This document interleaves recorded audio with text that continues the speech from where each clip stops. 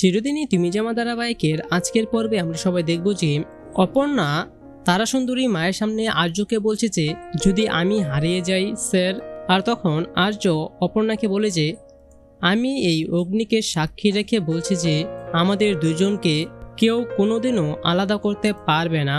আর তারপরে আমরা দেখতে পাই যে রাজনন্দিনী একটি গাড়ির সামনে হঠাৎ করে গিয়ে ইচ্ছা করে ধাক্কা লেগে পড়ে যায়। আসলে সেই গাড়িটি ছিল আর্যরই। আর তারপর আর্যরা খুব দ্রুত গাড়ি থেকে বের হয়ে এসে রাজনন্দিনীকে ধরে।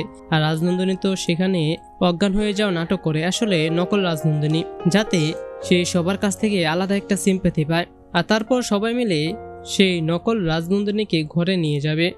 আর তারা তো আগে থেকে একটি নাটক সাজিয়েছে যে তার নাকি ব্রেন ক্যান্সার হয়েছে, তাই তো তার নাকি আর মাত্র 6 মাস থেকে 1 বছর সময় আসছে, তারপরে সে মারা যাবে। তো সুপ্রিয় দর্শক, কি মনে হয় আপনাদের অপর্ণা কিভাবে মূলত এই নকল রাজনন্দিনীর মুখোশটা সবার সামনে খুলে দেবে?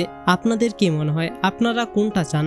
এ নিয়ে আপনারাও চান তো যে খুব দ্রুতই অপর্ণা এই নকল রাজনন্দিনীর সমস্ত মুখোশ খুলে দেখ? আপনারা যদি এরকমটাই চেয়ে থাকেন তাহলে সেটি নিচে কমেন্টে জানিয়ে দিন। ধন্যবাদ সবাইকে।